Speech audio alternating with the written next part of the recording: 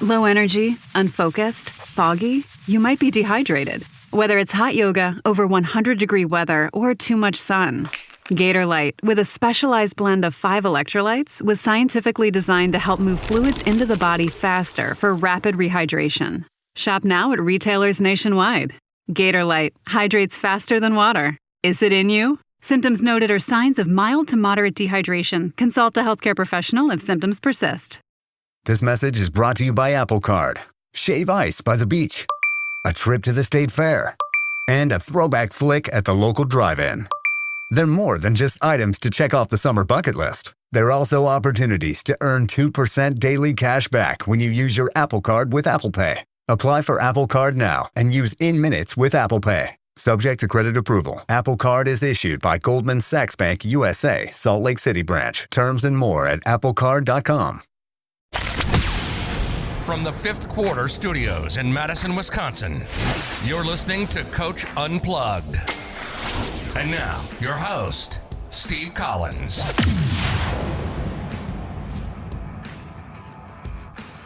Hey, everybody. Happy Thursday. Yeah, Thursday, episode 645 of Coach Unplugged. Doing part 2 with Kris today, talking about practice planning and practice drills. But before we do that, I'd like to give a big shout out, first of all, to teachhoops.com for coaches who want to get better. The Netflix for basketball coaches, but it's better. It's better than Netflix because Netflix doesn't have me. Netflix doesn't have our community. Netflix doesn't have the interaction that teachhoops.com has. If you want to become a better basketball coach, that is the spot you should go. Also, go over and check out Dr. Dish, the most innovative and best shooting machine on the market, in my opinion. Mention Coach Unplugged, and they'll give you $350 off your next purchase. All right, let's head off to the podcast. Go ahead. All right, 5 17s on 2, yes. Okay, so the 17 across. Do you guys do that? 7. You talking wind sprints? Yeah. Okay, but what do? Go back to this. So you go. So the kids are lined up on this Yep. baseline, right? 1, 2, 3, Yep. 4, 17 5, 6. times. Yep, 17 times. We do it on an interval of 2 minutes, 5 of them. So it's a 10-minute drill. So what happens is we do it in 2 groups. We have one group on one side, one group on the other. You can take as long as you want to sprint back and forth, but every 2 minutes, you have to go every 2 minutes is when you start your next sprint. Oh, I love that. Okay. So if you take 1:05 to do it, you get 55 seconds rest. If you want to half-ass it and jog it, then you get no time to rest. You can run for 10 minutes. Basically. Yeah, then you're just jogging for 10 minutes. Good. Have fun. What do they do? Most of them run it hard, and then what we'll do is we'll put a time on it. If kids are dogging it, then we'll say everyone in this group has to get it in under 1:20, otherwise it doesn't count. Okay. So That right makes when you sense. see the kids dogging it, then you put a restriction on it. you put a restriction on it. Okay. So by the time, you're not even through your 45 minutes. The last one is your 45 minutes. Okay. Yeah, 5:17s is the last thing. Okay. That's your last thing. So you've gone for 45 minutes. They're done. Like they're gassed. Yes. Okay. No, I love that. So you're like the Marine sergeant. You beat them down bad. Yeah. And now you're going to see how good they are. Yes. Yeah. Okay. I like that. Right. And now we're going to get into the meat of the practice, whatever it is we're trying to accomplish. Right. Okay. Today's emphasis, as you can see, is going to be defense. What do you play defensively? We started in half-court man, and then we adjust from there. Okay. We wound up going to a lot of zone this year. I'd like to be – the times I've had really good teams, it is completely changing defenses. Every time there's a huddle, we change a defense. Stoppage huddle. Like timeout. high school kids don't adjust to change. You could change on if you get to the point where you even change on every other on a make and a miss. If you change on, every dead ball, you change. They'll freak out. They won't know. I mean, I've had 3 teams where I've actually been able to change on the side of where the ball is entered. Oh, wow. Yeah. Yeah. That's crazy because no one knows what's going on. Like they think you're like a magician at that point. But even make misses, it takes them a while to figure it out. Yes. Because then you can change what the make and the miss are. We had a team making missing us this year. They were man on the make, 2-3 zone on the miss. I mean, I'm sorry, the other way around. Man on the miss, 2-3 zone on the make. And it took us a quarter and a half to figure out what the hell are you doing. Yeah, and then they changed it up. Yeah, I love that. So this is early in the season for us. We get started a little later than you guys. So this was practice number 5 for us. Oh, God, you do. We usually are part of the late. So you guys didn't get through your tournament then? No, we have tryouts the 3 days before Thanksgiving. Then we're off for the Thanksgiving weekend. And then that Monday is our first official practice. And then when does your season end? The playoffs are usually the first week in March. Okay, so how far did the tournament get before they called it? They didn't play the state championships. We had a North winner and a South winner, but they didn't get to play for the state titles. They didn't get to play. Okay. Yeah. So it's close. It was like us. So I think it was Elite 8 for us that we got. Yeah. Yeah. Okay. So that stinks for those teams that were there. I can't imagine. I mean, it's going to stink more for the next year. I'm convinced we're not going to have a season, to be honest with you. I'm not sure. But, really? Football ain't happening. Fall sport. I was talking to my buddy today who I teach with, and he coaches at another school. We're actually in the same conference. Neither one of us teach at the school where we coach. Okay. And I said to him, Brian, if they shut down school for the year, which they haven't officially done yet, but it's coming. I go, we're not going to be allowed to do anything in the summer. No camps, no workouts, no summer league. Ours have been called. Yeah, ours are called already. He goes, you think so? I go, they're going to shut down school, but let the football have 7-on-7? No way. No, and I don't think football. But here's the issue, and this is a stats teacher in me. So if someone's listening to this 3 years from now, but we'll see if I was right. I'm in a school of 2,000. You can't put 2,000 teenagers together in social distance. You can't put 20 of them. You can't put 20 of them together in social distance. So what they're going to do is I think they're going to try to they're going to stagger schedules and try things, and then it's going to blow up, and they're going to shut down for 3 weeks. And then they're going to try again, and then they're going to shut down again. They're going to get better at testing. They're going to get better at the stats of, like, you saw all these people, you guys are off for 3 weeks kind of thing. Right. That's why I don't know if we'll have a season like we've had. Wow, that's interesting. Year. I mean, unless someone comes up with a vaccine. Right. Takes usually a year to 4 years. Yeah. I know. It's going to be a while, I think. I know. All right. So then you do your 17 twos. You do those 3 times. Well, this is early in the season. Okay. You're conditioning. Yeah. Okay. That makes sense. Yeah. By mid-season, we only have usually this one in. The mid one. Okay. That makes sense. Okay. But this is the one where they go home, and I see the parents the next day and go, oh, Timmy came home, and he just went right to sleep. Good. Yes. Are you going to pay me extra for that? That you didn't have to deal with your teenager? I know. That's a good thing. All right. Anything else on those? On what? On those on the other 2, on the box outs or the closeouts? No, not really. I mean, these are pretty standard drills. Defensive stance. We do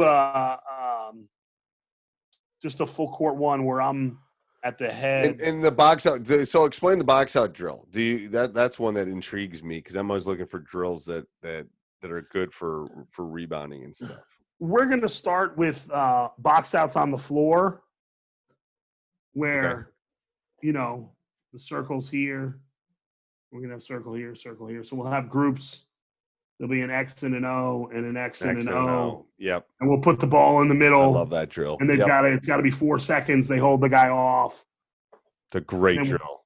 Yeah. And then what I do, what you really have to do is teach them to go get the damn ball. Yes. I mean, there's nothing we got 5 guys boxing out and the ball bounces. It's like, great, go get it. Well, then as we move in the season, we'll do just just have 5 guys around kind of anywhere, right? Right. And then, that's 6. No, 1, 2, 3, 4, 5. will throw it up, and they have to – the defense gets a point if it bounces. I like that. Okay, and then they've got to get 5 points to get off. Ooh, so I it's like really that. holding the box out and waiting for the one bounce. Ooh, I like that a lot. Because it forces, I mean, and the problem is there's one weak link in that chain, baby. Mm-hmm. It's going to stand out. It's going to stand out quickly. And the rest of them it's going to be like Lord of the Flies, man. They're going to come after that kid. Yes. Yes. And then we do this one a bunch too. We have 1, 2, 3, 4 offensive players and 2 defensive guys, right, in here. Okay. And I'm going to shoot. And when I shoot, I'm going to yell out 2 numbers. And those are the guys that are going to the glass. So I might yell out 2 and 3. So 2 and 3 are going to the glass. They have to box these 2 guys out. Now you always get the one kid that goes, you get the guys on that side, and I'll get the guys on this side. Right. Well, hey, dummy, what happens when I call 3 and 4? Right. Then this guy stands here and goes, huh? Yeah, I love that. I love that. So that's called numbered rebounding. We'll do that too. Numbered rebounding. Okay. And then did you have one from later in the season? I'd like to compare. I'd love to compare. Yeah. Again, I'm big with the quotes. Yep. So this actually was a quote. Peter Guber was a movie producer, and he bought into the Golden State Warriors in like 2012. He was one of the shareholders. And the year they won their first championship, I heard an interview with him on the radio like 2 days later. And this is a guy who started as a production assistant intern and worked his way up to the head of like Paramount Pictures and, is a billionaire. And he said this. They said, well, when you first bought in, the team wasn't good. You had just drafted Steph Curry, blah, blah, blah. And he said this failure is an inevitable partner on the path to success. So at this point in the season, I will tell you, we were 0-4 and not close to winning a game yet. So, this is when we really talk about did you feel like you lost them this year? No. And I talked to them about that at the end of the season. That's really good then. We had one game. This year where I felt like we gave up. That's not bad. With that record, one game is not bad.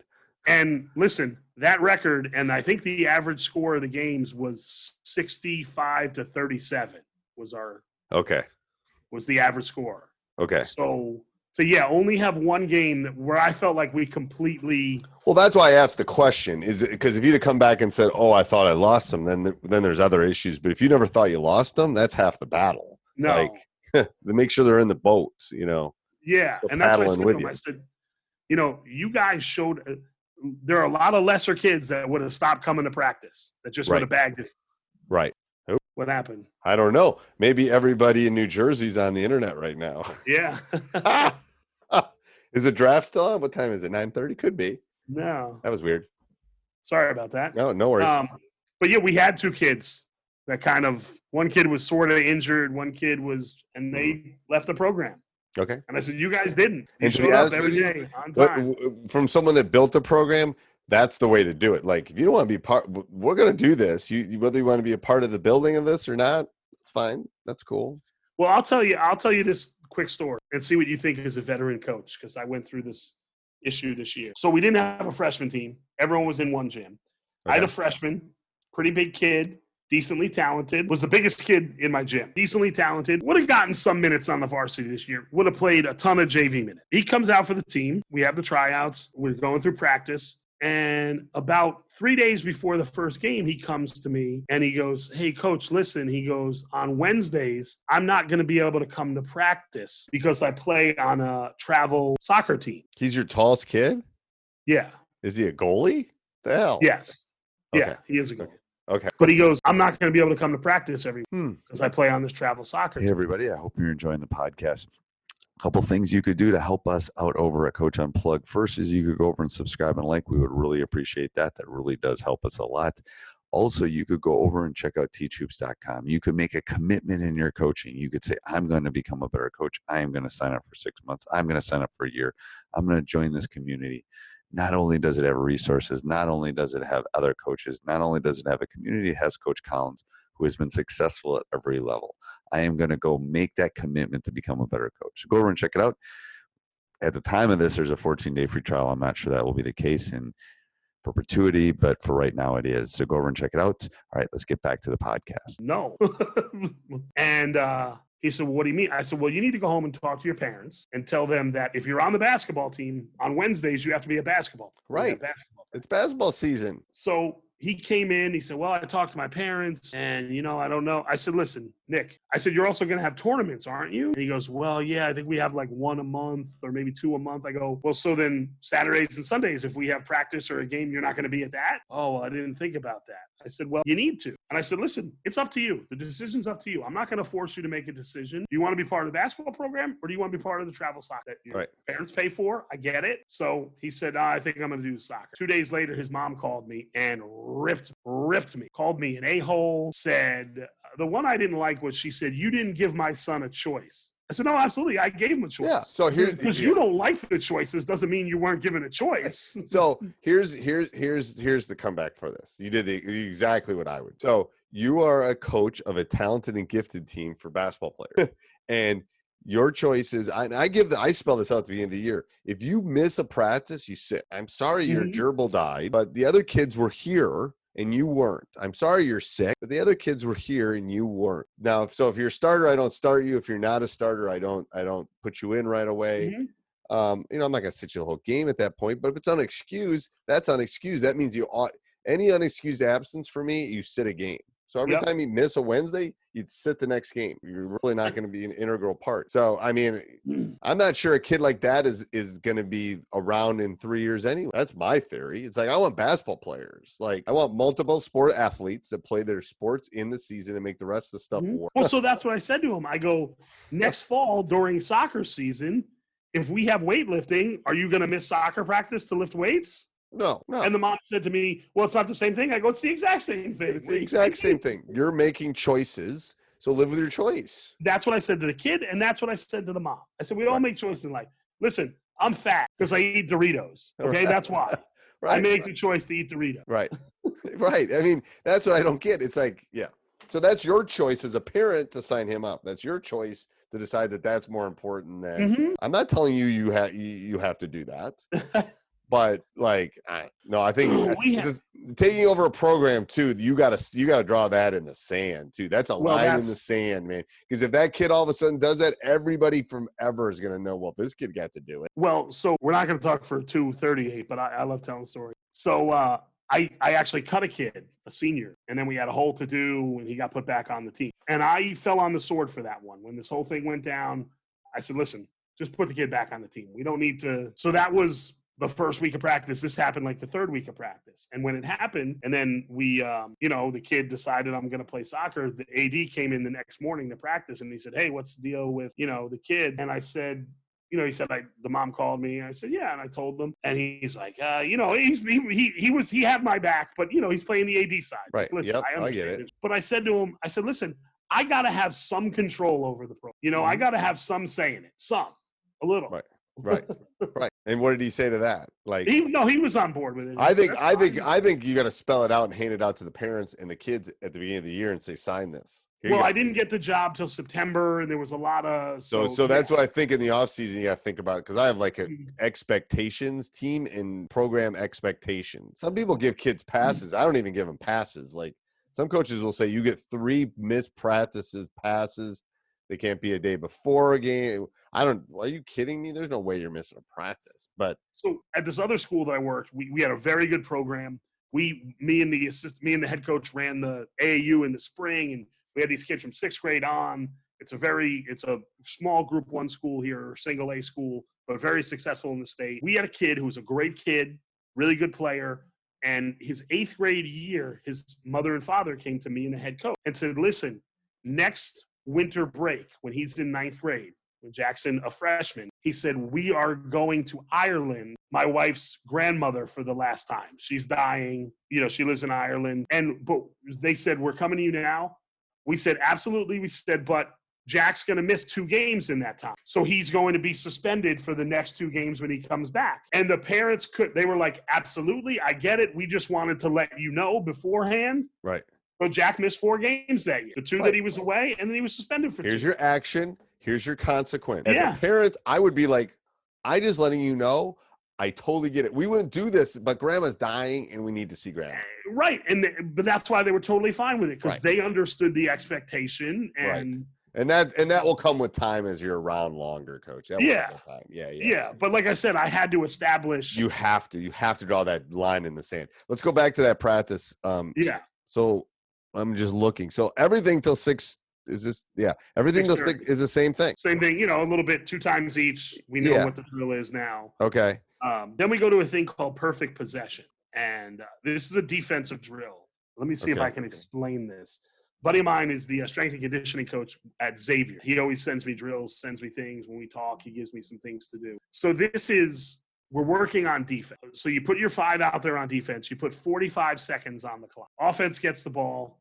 They start. You hit the clock's counting down. You just play 1 possession. If the offense scores, if the offense gets an offensive rebound, or if it goes out of bounds off the defense, so the offense retains possession, any one of those 3 things happen, the whistle blows, the possession's over, the clock goes back to 45 seconds. If the defense gets a stop and a defensive rebound, obviously, or a steal, or the ball goes out of bounds on the offense, so the defense retains possession, the clock stops where it is. Say it stops at 32 seconds. Okay. That possession was 13 seconds long. It stops at 32 seconds. The offense gets another possession. Defense gets a stop at 20 seconds. The clock stops at 20 seconds. Offense gets another possession. If at 8 seconds the offense gets an offensive rebound, possession stops. Clock goes back to 45 seconds. I love that drill. So you got to get to 0 to get off. That's brutal. That's like war. That's like fisticuffs in our practice. That would be like, Oh, I love that drill. Okay. That's like Game of Thrones, man. You better get ready for that. Right. But again, that's building that toughness. It is. Yes. I love that. You know, and it's what Xavier does it for is they have a thing. I forget if it's battles or wars. And my buddy who's a strength coach actually keeps track of it on the bench. If they get 3 stops in a row, that's a battle. They won a battle. And they figured out they have to win 11 battles in a game to win a game on the college. I've never heard it. So we chart that. Like I'll change. If someone scores on me 3 times or does something, then I'll change. But he's saying if they stop someone 3 times, it's 3 battles. They need 11 battles to win. I love that in a college game. I bet it's like 3. I bet it's like 8 battles. If you win 8 battles. Right. What you can do is go back and watch film of a game and kind of, again, you're a math guy. So I love that because it is the game is little pieces. Mm-hmm. Like we play stop, score, stop, or stop, score, stop, score, where it's just like I can't even tell you how many times I come in and the game's close at the end. I go, guys, all you need is a stop, a score, and a stop, and we got this thing. Yep.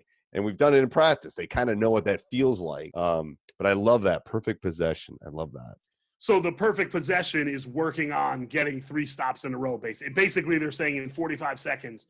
It should be about 3 stops for them again in the college. Perfect. So it's working on something that they're directly charting. So the battles they're talking about is just getting 3 straight stops. 3 straight stops is a battle. Okay, and they've got to get 11 at the collegiate level. So I'm guessing I'm gonna figure out what it is for the high school level. Right. Again, it's going to be adjusted by the number of sort of the average number. What do you play in your state? Quarters or halves? Quarters. And how long are your quarters? 8 minutes. Yeah, we play 18-minute half. Okay. It's awesome. You like it? Oh, I do. Do you have a shot clock? Do you? No. I was quoted in an article this year about it. I took a lot of heat. I'm not a shot clock advocate. I'm not either. Oh my God, I found somebody else. I think it's the dumbest thing ever. I don't think we need a shot clock. Why do we need a shot clock? What's it going to do to the high school game? That's what I said. This reporter that I know was talking to me, and then when the article came out, a bunch of people, I go, does it markedly improve the game? Just because there are more points doesn't mean it's a better basketball. And 3, Could you imagine the crappy shots that some high school kids would take if they have to take a shot every 20 seconds? That's my biggest thing. Like, they take awful shots. I've coached guys that have played in the NBA. I've coached like 60 collegiate guys. Most of the time the shot clock comes down, my guys are going to be able to create a decent shot. You get to schools of 123 kids and you're putting that's what I'm saying. But then you're still going to be horrible shots. My fourth one, you want a fourth one? Running a shot clock is not easy. And it's not easy. These officials are accountants and teachers and stuff during the day. How do they know if it touched the rim? There's not instant replay in a high school gym on a Tuesday night in January. It's like installing all of it, training people, having quality people do it. Yeah. Well, it's not going to happen now. The world we're living in now, no one's putting shot clocks up. Are you kidding me? So that's dead. That's dead in the water. Thank God. Yeah, I am not a shot clock advocate. I am not either. There's not many of us, but we can have a no shot clock party. Okay. Shooting stations. So yeah, shooting stations. We're going to do just a traditional 5-spot shooting on one side. I'm telling you, I've talked to enough coaches about. I don't get enough shots up. That's one of my kryptonites in practice. I have to work on getting more shots up for my guy. I don't. And one of the things I always say to my assistants is they shoot enough on their own. Like that's all they do when they're by themselves. Yeah, but they don't during the season. And it's like putting. When you don't do it, you lose it. That's the problem. From a former shooter, and a shooter lives in this house, when either one of us don't shoot for a while, we notice it. That's why, and it gets lost in practice planning, I think, especially late in the season. And I'm guilty of it. I'm so guilty of it. Yeah, I am too. And my one assistant yells at me all the time. Yeah, there's part of him that's right about it too. It's like if you don't shoot, you're not you can lose that skill. You're not going to be as effective. Right. So we're doing 5-spot shooting on one side. On the other side, we're doing finishing. Where they're driving in, we're hitting them with pads. Good, yeah, I love that drill. Yep. The one thing I do is I have like a full-length football pad, and I tell them if I put it straight up over my head, you got to pump fake, and then I'll bring it down and finish through the contact. Okay. And some of them will dribble in, jump stop. I'll throw it straight up in the air, and they'll throw it right off the pad. And you're just like, did you not see the pad? Like, did you think it was going to go? They don't. They have their mind made up. That's why they run over 3 people to get to the basket. It's absolutely, and that's the whole thing, right? Jump stop and read what happens. You get a call when you're under control. The official will give you the benefit of the doubt if you're under control. If you look out of control, they're not going to give you the call. Never. And then so now we're into the season. We're into games. We're going to work on specifics of what's coming up. I think this was a Thursday practice. Yeah, Thursday 1-2, and we were at Woodridge on Friday 1-3. Okay. So we're going to work now. The last hour, we're going to work. Hey, everybody. I hope you enjoyed that podcast. If you did, please go over and leave that 5-star review on iTunes, Stitcher, Spotify, Acast, wherever you listen to these podcasts. Also, go over and check out teachhoops.com for coaches who want to get better. It is my baby. Learn all my secrets of how I was able to win 80% of my high school games, 3 state titles, multiple conference championships. Let me help you through this great journey we call coaching. All right, have a great day. That sound could mean a lot of things. And when something's going wrong at home, the hardest part can be figuring out what the problem actually is. At Thumbtack, you can upload a voice message or a photo, and our AI-powered search will help diagnose your project. Plus, the pros we know have over 14 million 5-star reviews, so you can hire with confidence. Thumbtack, we know homes. Hire the right pro today.